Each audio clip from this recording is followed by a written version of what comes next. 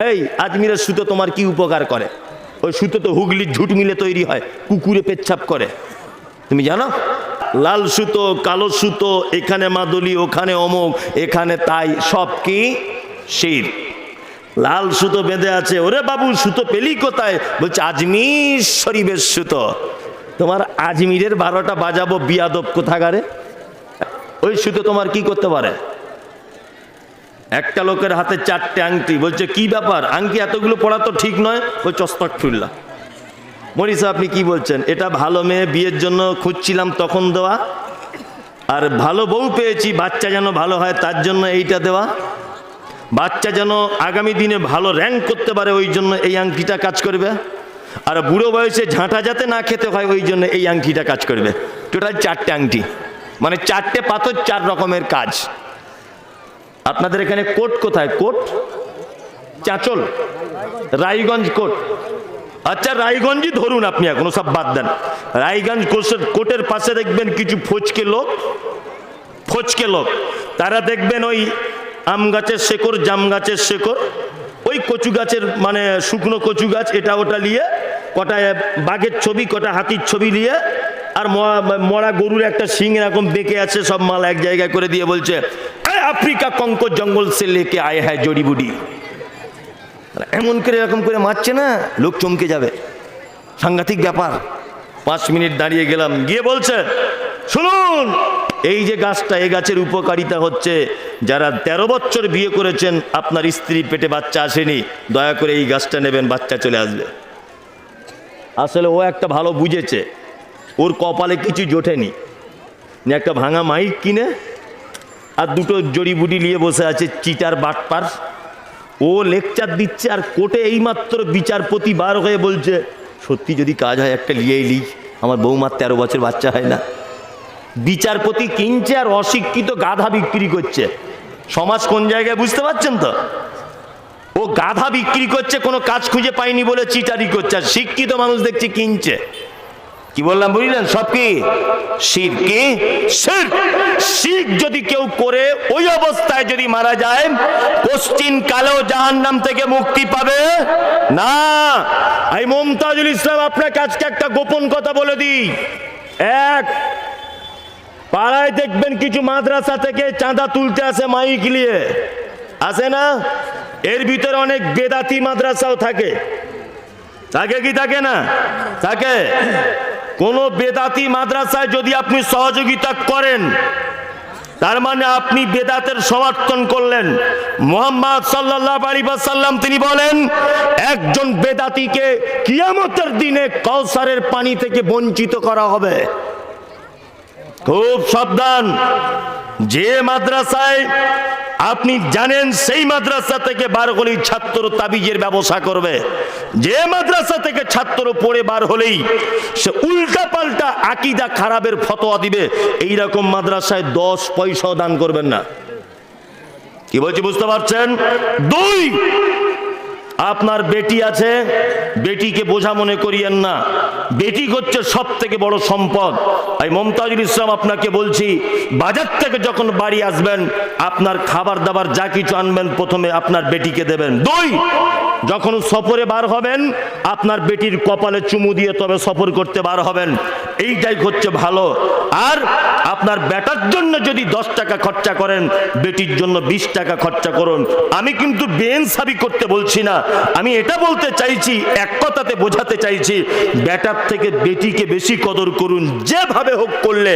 কারণ মুহাম্মদ সাল্লাল্লাহু আলাইহি ওয়াসাল্লাম তিনি বলেছেন, আমি আর বেটির পিতা, আমি আর কন্যার পিতা জান্নাতে এইভাবে থাকবো। এটা বলার পরে এই 2টো আঙ্গুল জমা করে দিয়ে বলছে, এই দেখো এই 2টো আঙ্গুলের মাঝখানে যেমন কোনো ফাঁক নেই, আমি আর মেয়ের বাপ জান্নাতে এইভাবে থাকবো। মেয়ে হয়েছে বলে রাগ করিয়েন না, যে কথা বলছিলাম সেটা হচ্ছে এই, আপনার মেয়ে হয়েছে বিয়ে দিতে হবে, যেমন তেমন ছেলের হাতে তুলে দিয়েন না। যদি আপনি বুঝতে পারেন এরা শিরিক করে, এরা পীর পূজারি, এরা মাজার পূজারি, এরা ভণ্ড, এদের আকীদা ঠিক নেই, এদের মানহাজ ঠিক নেই, এইরকম বাড়িতে দয়া করে আপনার সোনার টুকরা মেয়েকে তুলে দিয়েন না। কারণ আমাদের নবী মুহাম্মদ সাল্লাল্লাহু আলাইহি ওয়াসাল্লাম বলেছেন, পৃথিবীতে যত পাপ আছে শিরককারীর থেকে ঘৃণিত পাপী আল্লাহর দরবারে আর কোনো পাপী নেই। খুব সাবধান। বেটা বেটি বিয়ে দেওয়ার সময় একটু ভাবনা চিন্তা করে দিবেন, অন্তত যেন তাদের আকীদা ভালো হয়, মানহাজ যেন ভালো হয়, তারা যেন অন্তত সহিহ হাদিস আর কোরআন মেনে যদি চলে তাহলে ঠিক আছে। ঠাকুরদের দলে যেন দিয়ে দিবেন না। কি বললাম বুঝলেন তো? একদম দূরে থাকবেন। শিরক পৃথিবীর সব থেকে ভয়ঙ্কর পাপ। ইল্লাল্লাযীনা আমানু, ঈমান রাখতে হবে কার উপরে? আল্লাহর উপরে। ভালো মন্দ করতে পারে ঈমান কার উপরে? আল্লাহর উপরে। হুজুরকে দেখছি লাল চাদর বিছিয়ে দিয়ে বলছে সবাই চাদরে চাদরে ধরো, চাদরে চাদরে ধরো। যারা চাদর টাচ করতে পারবে না তারা যে চাদর ধরেছে তার গায়ে ধরো, আবার যে তার গায়ে ধরেছে আর একজন তার গায়ে ধরো। বলছে কাজ কি? বলছে জান্নাতে নিয়ে যাব, আমার দাদুর জান্নাত ঠিক এলোয়া আছে। তোমার পাছার চামড়া তুলে তোমায় লাল করে দিতে হবে, বিয়াদব কোথাকারে। হুজুর তুমি বোঝো? হ্যাঁ, কিয়ামতের দিন কেউ কারো উপকার করতে পারবে? হ্যাঁ, পারবে না। পৃথিবীতে সব থেকে আপনকে? মা। সন্তানের কাছে সব থেকে আপনকে? মা। তারপর বাপ, তারপর ভাই। আল্লাহ কি বলছেন? ইয়াউমা ইয়াফিরুল মারউ মিন আখি ওয়া উম্মিহি ওয়া আবি ওয়া সাহিবাতিহি ওয়া বানি। কিয়ামতের দিন ভাই ভাইয়ের কোনো উপকার করবে না, মা কোনো উপকার করবে না, বাপ কোনো উপকার করতে পারবে না সন্তানের, স্ত্রী কোনো উপকার করতে পারবে না, বানি বেটা কোনো উপকার করতে পারবে না। বাপ উপকার করতে পারে না, বেটা উপকার করতে পারে না, কেউ উপকার করবে না। তোমার দাদু আমার উপকার করবে কি মন করে? যুক্তিটাও তো ভুল, ভুল নয়? তাহলে ঈমান বিশ্বাস কার উপরে? আল্লাহর উপরে। ওয়া আমিলুস সালিহাত, আল্লাহ বলছে আমল করো সলেহ, নেক, ভালো আমল। তার মানে বোঝা যাচ্ছে ভালো আমলের কথা যখন বলছে বাজারে খারাপ আমলও আছে। আছে না নেই? এক জায়গায় জানাজা পড়তে গেলাম, তাই বলছে মিনহা খালাকনাকুম ওয়া ফিহা নুঈদুকুম ওয়া মিনহা নুখরিজুকুম তারাতান উখরা। সবাই এই দোয়া বলে মাটি দেন। আমি পিছনে দাঁড়িয়ে বলে দিয়েছি দয়া করে কেউ এই দোয়া বলে দেবেন না, বিসমিল্লাহ বলে দেন। তখন লোকটা আমাকে বলছে এই বিয়াদব, আমাকে বলছে বিয়াদব। বলছি কেন বিয়াদব কেন? বলছে কোরআনের আয়াত বলে মাটি দিবে, তোমার অসুবিধা কোথায়? আমাকে বলছে। বলছে বিসমিল্লাহ বলে দিলে তোমার অসুবিধা কোথায়? বিসমিল্লাহও তো কোরআনে আছে, অসুবিধা কোথায়? মাটি তোমার এই দোয়া মিনহা খালাকনাকুম। উল্টা পাল্টা বলছো তুমি, তুমি জানো? আমি বললাম আমি 10-15 বছর মাদ্রাসায় পড়লাম, আমি জানি না। আর তুমি চাষি লোক, মাঠে নাঙল চালাও, তুমি জানো মিনহা খালাকনাকুম কাকে বলে? বলছে কোরআন আয়াত বললে অসুবিধা কি? ওই পাগল কোথাকারে, কোরআনের আয়াত বললে অসুবিধা নাই? হ্যাঁ, প্রত্যেক জিনিস দেখবেন বেশি ভালো খারাপ। খারাপ না? আমরা যে চালটা প্রতিদিন বাড়িতে রান্না করে খাই, আচ্ছা বলুন তো এই চালটার দাম কত? 30 টাকা কেজি ধরে নেন। রাতে যদি কিছু ভাত বেঁচে যায় তাহলে কি করি? পান্তা ভাত করি, যেটা ভিজে ভাত বলে, পানি দিয়ে মায়েরা রেখে দেয়, তাই না? মোটামুটি কাজ চলে যায়। সকালে উঠে লবণ পানি বা কিছু দিয়ে খাওয়া যায় আর কি। যাই হোক, বিরিয়ানির চালের দাম কত? 100 টাকা কেজি। আর আপনার বউ বিরিয়ানির চাল করেছিল বা বিরিয়ানি রান্না করেছিল, রাতে কিছু বিরিয়ানি বেঁচে গেছে, যদি মনে করে একটু পানি দিয়ে রাখি, সকালে পান্তা ভাত করে খাবো, চলবে? চলবে না। তার মানে বেশি ভালো ভালো নয়, খারাপ, তাই না? বেশি ভালো খারাপ। কোরআন মাজিদ ভালো তো অবশ্যই, এর উপরে আর কোনো কেতাব নাই। আছে? নাই। তবে একটা কথা বলছি, কোরআন মাজিদে আছে বলেই যে সব কিছু ভালো তা নয়। আবু লাহাব লোকটা ভালো না খারাপ? খারাপ, তাই না? তা তাব্বাত ইয়াদা আবি লাহাবিউ ওয়া তাব্বা। আবু লাহাবের নাম আপনার কোরআন মাজিদে আছে, আপনার বেটার নাম রাখবেন? কেউ রাখবে? রাখবে না। কেন? ওটা তো কোরআন মাজিদে আছে, রাখলে অসুবিধা কি? ফেরাউন নামটা ভালো, বদমায়েশ লোক, তাই না? এর নাম কোরআনে তো 2-4টে পাতায় পাতায় পরে পরই আপনি পাবেন, পাবেন না? এই নাম আপনার বেটার জন্য রাখবেন? রাখবেন না। কেন? ওটা একটা নিকৃষ্ট মানের লোকের কথা আল্লাহ উল্লেখ করেছেন। তার মানে কোরআন মাজিদেই যে সব কিছু ভালো এটা নয়, কিছু খারাপ ব্যক্তিদের নাম আল্লাহ তাআলা দৃষ্টান্ত হিসেবে পেশ করেছেন। চাচাকে বললাম মিনহা খালাকনাকুম বলা যাবে না কেন? বলা যাবে কেন? বলছে কোরআনের আয়াতে আছে। ইলিশ মাছ 1000 টাকা কেজি। ভালো করে বুঝবেন, বাড়িতে এসে ইলিশ মাছের নাড়ি ভুঁড়িগুলো বাদ দিয়ে দেন না ওইটাও রান্না করেন? কেন বাদ দেন কেন? ওটা তো ওজন করে টাকা দিয়ে কিনতে হয়েছে। নাড়ি ভুঁড়ি বাদ দিয়ে দোকানদার বিক্রি করে? নাড়ি ভুঁড়ি দিয়েই বিক্রি করে। তা আপনার তো টনটনে জ্ঞান আছে, তখন তো নাড়ি ভুঁড়ি বাদ দিয়ে দিচ্ছেন। গোটা পোলট্রির মুরগি কিনে এনে ভিতরের মাল বাদ দিয়ে সলিড মাংসটা রান্না করছেন, আপনার ভালো বুদ্ধি, তাই না? তার মানে বুঝে নিতে হবে, কোরআন প্রয়োগ করতে জানতে হবে। এটা কোথায় কি কথা বলেছে, এটা কোরআন মানেই ভালো তা নয়। সামি আল্লাহু লিমান হামিদা, কি বলতে হবে? ও রব্বানা লাকাল হামদ হামদান কাসীরান তাইয়্যিবান মুবারাকান ফীহি। যদি আপনি রব্বানাটা না বলে যদি বলেন ইন্না আতাইনাকাল কাউসার ফাসাল্লি লিরাব্বিকা ওয়ানহার ইন্না শানিয়াকা হুয়াল আবতার, নামাজ হবে? কেন হবে না কেন? ওটা তো কোরআনের আয়াত, ওটা তো কোরআনের আয়াত, হবে না কেন? আশ্চর্য ব্যাপার। সেজদাতে গিয়ে সুবহান রাব্বিয়াল আলা এটা বলতে হয়। হ্যাঁ, আমি যদি ওখানে বলি কুল হুয়াল্লাহু আহাদ, চলবে? কেন চলবে না? ওটা তো কোরআনে আছে, চলবে না কেন? তার মানে বোঝা যাচ্ছে প্রয়োগ করতে জানতে হবে। আরে মিনহা খালাকনাকুম ওয়া ফিহা নুঈদুকুম ওয়া মিনহা নুখরিজুকুম তারাতান উখরা, এইটা যদি নবী বলতে বলতেন, আল্লাহ যদি বলার আদেশ দিতেন, তাহলে ঠিক ছিল, কোনো অসুবিধা নেই। কিন্তু নবী বলার আদেশ দেননি, আল্লাহ বলতে বলেননি, তার মানে বলা যাবে না। এইটা যদি কেউ ভুল করে বলে দেয়, বরং তার হিতে বিপরীত হয়ে যাবে, বেদাত। কি বললাম বুঝলেন? আল্লাহ কোরআন মাজিদে যত জায়গায় আমল করার কথা বলেছেন, প্রত্যেক জায়গায় বলেছেন আমলে সলেহ, উত্তম আমল করো। তার মানে বোঝা যায় যে আমাদের দেশের মাটিতে ভেজাল আমলও আছে, আছে না?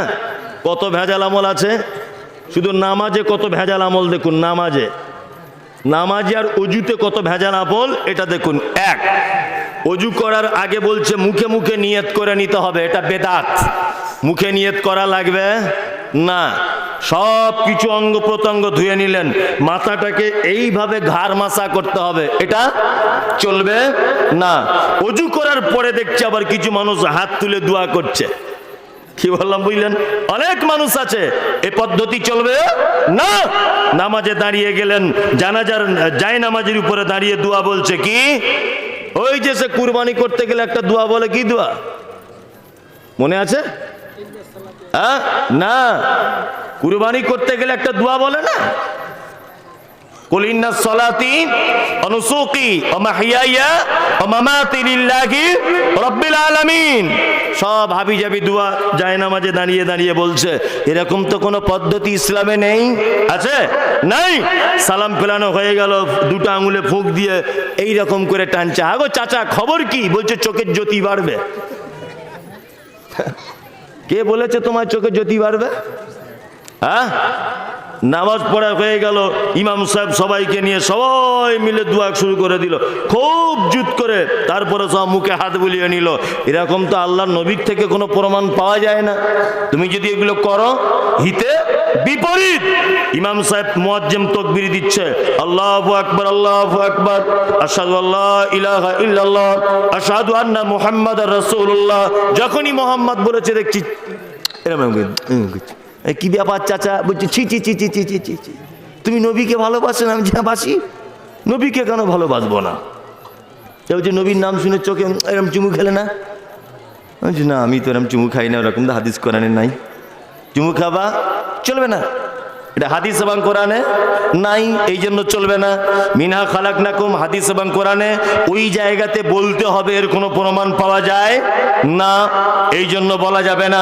হাদিসে আছে বলে, কোরআনে আছে বলে প্রয়োগ করার জ্ঞান থাকতে হবে, যে নবীজি কোথায় কিভাবে করতে বলেছেন এটা জানা লাগবে। ওয়া আমিলুস সালিহাত, আল্লাহ বলছে জান্নাতে যাবে তারা যারা উত্তম কাজ করবে। কয়েকটা উত্তম কাজ বলে দিব, ইনশাল্লাহ আজকে থেকে আমল করা যাবে, যাবে, করবে ইনশাল্লাহ। কারা কারা হাত তুলুন, পয়সা লাগবে না, এমনি আমল, এটা ফাও ফ্রি আমল। চলুন মেয়েরা ভালো করে শুনে রেখে দেন। আল্লাহর নবী বলেন, আলহামদুলিল্লাহ আলহামদুলিল্লাহ তামলা আল মিজান, কিয়ামতের দিনে মিজানের পাল্লাতে নেকি আর বদি ওজন করা হবে। আমার হাতের দিকে দেখুন একবার, 1 মিনিট আপনাকে একটা জিনিস, মজার জিনিস দেখাই। এটা একটা পাল্লা, এটা একটা পাল্লা। এই দিকে আছে গোনা, ব্যভিচার করেছিলেন, কারো চোখে চোখ লাগিয়ে মেয়ে ছেলের দিকে হা করে তাকিয়েছিলেন, ওই গোনা। কারো হাত ধরে টেনেছেন, তার গোনা। সুদ খেয়েছেন, তার গোনা। রোজা রাখেননি, তার গোনা। নামাজ পড়েননি, তার গোনা। সব গোনা এই জায়গাটা রাখা হয়েছে। এইদিকে আছে নেকি, জলসা শোনার নেকি, আত্মীয়তার সম্পর্ক বজায় রাখার নেকি, আর নামাজ পড়ার নেকি, সব নেকি এইদিকে আছে। কিন্তু আপনার নেকির থেকে গোনাটা ভারী হয়ে গেছে, পাল্লা এইভাবে আছে, মানে গোনা নিচে নেমে আছে, নেকি আছে কিন্তু নেকির ক্ষমতা হচ্ছে না, গোনাটা এইভাবে চেড়ে তুলবে, ক্ষমতা হচ্ছে না। বিশ্ব নবী কি বলছেন? আলহামদুলিল্লাহ তামলা আল মিজান। কেউ যদি দিনে রাত্রের কিছু অংশে যদি আলহামদুলিল্লাহটা বলে, নবী বলছেন তার মিজানের পাল্লার নেকির দিকটা অর্ধেক ভারী করে দেওয়া হবে এইভাবে। একবার কি আপনারা সুবহানাল্লাহ বললেন না? না এখন আর বলতে হবে না, সময় কম তো, বুঝতে পারছি আপনারা সব দুবাই টুবাই যাবেন, কাল সকালে প্লেনতে টিকিট কাটা আছে না, ব্যস্ত মানুষ। এত বড় একটা কথা বললাম যে আলহামদুলিল্লাহ বললে মিজানের পাল্লা অর্ধেক ভারী করে দেওয়া হবে নেকির দিকটা, একবার স্বতঃস্ফূর্ত ভাবে বলা গেল না যে আলহামদুলিল্লাহ? 2 বিশ্বনবী তারপরে বলছেন সুবহানাল্লাহ ওয়া আলহামদুলিল্লাহ তামলাআন ওয়া তামলাআনি মা বাইনাস সামাওয়াতি ওয়াল আরদ। শোনো, কেউ যদি সুবহানাল্লাহ আলহামদুলিল্লাহ মিলিয়ে যদি বলে, তাহলে মিজানের পাল্লা বাইনাস সামাওয়াতি ওয়াল আরদ, আসমান জমিন যেটা আমরা দেখতে পাই, এর মাঝখানে কোনো জায়গায় ফাঁকা থাকে না যে ওই লোকের নেকি লেখা হয় না, সব জায়গাতে নেকি নিয়ে ভরপুর করে দেওয়া হয়। সুবহানাল্লাহি ওয়া বিহামদিহি, আমার সাথে বলুন সুবহানাল্লাহি ওয়া বিহামদিহি সুবহানাল্লাহিল আযীম। নবী বলেছেন যদি কেউ এই দুয়াটা, এই জিকিরটা যদি করে, দরিয়ার ফেনা সম পরিমাণ পাপ থাকলে ক্ষমা করে দেওয়া হবে। তবে পাপ কাবিরা হলে তওবা করা লাগবে, কাবিরা পাপ হলে তওবা করা লাগবে। ছোটখাটো যত পাপ, এই পাপগুলো কি হবে? ক্ষমা করে দেওয়া হবে। আমি আপনাদেরকে কয়েকটা ভালো কাজ বলে দিচ্ছি। আল্লাহ তাআলা বলেছেন মান আমিলা সালিহাম মিন যাকারিন আও উনসা ওয়া হুয়া মুমিনুন ফালা নুহিয়ান্নাহু হায়াতাম তাইয়্যিবাতান ওয়ালা নাজজিআন্নাহুম আজরাহুম বিআহসানি মা কানু ইয়ামালুন। ঈমানের অবস্থাতে যদি কেউ আমলে সলেহ যদি করে, ঈমানের অবস্থায় যদি কেউ ভালো কাজ করে, আল্লাহ তাআলা বলছেন দুনিয়াতেই তার পুরস্কার দিয়ে দিব। আল্লাহ উত্তর আয়াতে কি বলছেন? ইল্লাল্লাযিনা আমানু, যারা ঈমান এনেছে, ওয়া আমিলুস সালিহাত, যারা সলেহ নেক আমল যারা করেছে, উন্নতর আল্লাহ বলছেন দুনিয়াতে তাদের প্রাইজ দেওয়া হবে। এ ভাই, এখানে কেউ এরকম লোক বসে আছেন যে মাদ্রাসায় 1000 টাকা দান করেছিলাম, বাড়িতে 5000 রেখে এসেছিলাম, মাদ্রাসায় দান করার পরে বাড়িতে গিয়ে দেখছি ওটা 6000 হয়ে গেছে? দেখেছেন? দেখেননি। এটা কোনোদিন দেখেছেন যে কাউকে ভালো কাজ করলে নিজের উপকার হয় আল্লাহর তরফ থেকে? এরকম কেউ কিছু পেয়েছেন? অনেকজনই পেয়েছেন, পেয়েছেন না? পেয়েছেন অনেকজন। আল্লাহ তাআলা বলছেন ঈমানের অবস্থায় যদি কেউ ভালো কাজ করে, দুনিয়াতে আমি তার দিয়ে দেবো সব, আখিরাতে তো যা দিব, দুনিয়াতেই বেশুমার। প্রমাণ দেখবেন? এই দেখুন, আপনাকে একটা হাদিস দিয়ে প্রমাণ দিই। আমাদের নবী মুহাম্মদ বলুন সাল্লাল্লাহু আলাইহি ওয়াসাল্লাম মিরাজের রাত্রিতে মিরাজে গেলেন, যাবার পরে জান্নাতের ভিতরে আল্লাহ রাসূল দেখতে পেলেন যে একজন যুবক, টকবকে যুবক, সে যেন জুতা পায়ে দিয়ে যেমন হাঁটলে ঠক ঠক ঠক ঠক করে আওয়াজ হয়, ঠিক তেমন জান্নাতের ভিতরে হাঁটছে। আল্লাহর নবী জিবরিলকে বললেন, জিবরিল, লোকটি কে? বলছে এটা হচ্ছে আপনার মসজিদের মুয়াজ্জিন হযরতে বেলাল রাদিয়াল্লাহু তাআলা আনহু। আল্লাহু আকবার। আল্লাহ রাসূল একটু এগিয়ে গেলেন, আগিয়ে দিয়েছেন একজন পর্দানাসীন মহিলা জান্নাতের ভিতরে আরেকজন মহিলার সঙ্গে কথোপকথনে ব্যস্ত। বিশ্বনবী বলছেন, জিবরিল, মহিলাটিকে? তখন জিবরিল বলছেন এটা হচ্ছে, এর নাম রুমাইসা। আবু তালহার স্ত্রী, এর নাম ডাক নাম উম্মে সুলাইম এর নাম। আল্লাহ নবী সাল্লাল্লাহু আলাইহি ওয়াসাল্লাম ফজরের নামাজ পড়ে বসে আছেন। হযরতে বেলালকে ডেকে বলছেন, বেলাল, আমি গতকাল রাতের বেলাতে জান্নাত থেকে ঘুরে এলাম। বেলাল, তুমি সত্যি করে বলো, আমি তোমাকে জান্নাতের ভিতরে তোমার পায়ের আওয়াজ শুনে এসেছি। বেলাল, তুমি জীবনে কি ভালো কাজ করেছো একবার আমাকে তুমি জানাও। হযরতে বেলাল বলছেন, ইয়া রাসূলুল্লাহ, জীবনে ভালো কাজ তেমন কিছু নাই, তবে দিনের বেলা যতবার ওযু ভেঙে যায় ততবার ওযু করি। আল্লাহর নবী মসজিদে গিয়ে 2 রাকাত নফল নামাজ আদায় করি। আল্লাহর নবী বলছেন, বেলাল রে, আল্লাহ তোমার এই আমলটাতে এত খুশি হয়েছে যে তোমার মতো বেলালকে আগে থেকে জান্নাতের ভিতরে রেডি করে রেখে দিয়েছে। বেলাল, শুধু এই নয়, তুমি কি জানো বেলাল তোমার মর্যাদা কতটা? হযরতে বেলাল বলছেন, আল্লাহর নবী, আমি তো জানি না। তখন বিশ্ব নবী বলছেন, বেলাল, তুমি জানো যে আমাকে জান্নাতে কিসে করে ঢোকানো হবে? হযরতে বেলাল বলছেন, ইয়া রাসূলুল্লাহ, সেটা আমি জানি না। বিশ্ব নবী বলছেন, বেলাল শোনো, আমাকে জান্নাতে একটা লাল উটের পিঠে করে চাপিয়ে ঢোকানো হবে। বন্ধুরে আমার, এখন যেমন হেলিকপ্টারের মর্যাদা, এখন যেমন প্লেনের মর্যাদা, তখনকার দিনে ছিল লাল উটের মর্যাদা। বিশ্ব নবী বলছেন, আল্লাহ আমাকে এত সম্মান দিয়েছে, আল্লাহ আমাকে এত মর্যাদা দিয়েছে, আল্লাহ আমার গুণকে এত বাড়িয়ে দিয়েছে যে আমাকে পায়ে হেঁটে জান্নাতে ঢোকানো হবে না। সর্বপ্রথম পৃথিবীতে যত মানুষ এসেছে, বেলাল আমাকে প্রথমে জান্নাতের ভিতরে ঢোকানো হবে। তুমি কি জানো বেলাল আমাকে কিসে করে ঢোকানো হবে? বিশ্ব নবী বলছেন, বেলাল, তুমি কি বলতে পারো? হযরতে বেলাল বলছেন, ইয়া রাসূলুল্লাহ, আমি তো জানি না। বেলাল বলছেন, আমাকে লাল উটে করে চাপিয়ে জান্নাতের ভিতরে ঢোকানো হবে। বিশ্ব নবী বলছেন, বেলাল শোনো, উটের পিঠের উপরে আমি থাকবো, আর তুমি আর একজন লোক উটের লাগাম ধরে থাকবে। বলো তো দেখি, উটের লাগাম যে ধরে থাকবে লোকটাকে? তখন হযরতে বেলাল বলছেন, আপনি আর আল্লাহ সব থেকে ভালো জানে।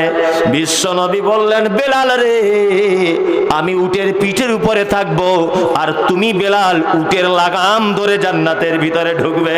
হযরতে বেলাল বলছেন, ইয়া রাসূলুল্লাহ, কি আমি যদি উটের লাগাম ধরি আর আপনি যদি উটের পিঠের উপরে থাকেন, তাহলে হিসাব কিন্তু এরকম হয় যে আপনার আগে আমি জান্নাত চলে যাব। বিশ্ব নবী বলছেন, বেলাল শোনো, একটি কথা তোমাকে বলে দিই, আমি নবী হতে পারি, তবে ততক্ষণ পর্যন্ত ফজরের জামাতের ইমামতি করতে পারি না যতক্ষণ না বেলাল তুমি মসজিদে নববীতে আজান না দাও। বেলাল শোনো, জাহরের সময় ততক্ষণ পর্যন্ত আমি ইমাম হতে পারি না যতক্ষণ না পর্যন্ত বেলাল তুমি আজান না হাঁকো। বেলাল, আমি নবী হতে পারি, তবে তোমার আগে বাড়িয়ে আমি ইমামতি করতে পারবো না। বেলাল, তুমি আজান দিবে, তারপরে আমি মসজিদে গিয়ে ইমাম হব। বেলাল, শুনে রেখে দাও, এইখানে যেমন তুমি মুয়াজ্জিন, আমি যেমন ইমাম, এক অপরের পাশাপাশি যেমন চলাফেরা করি, ঠিক তেমন যেমন বেলাল, জান্নাতের ভিতরে আমরা দুজন একসাথে জান্নাতে ঢুকে যাব।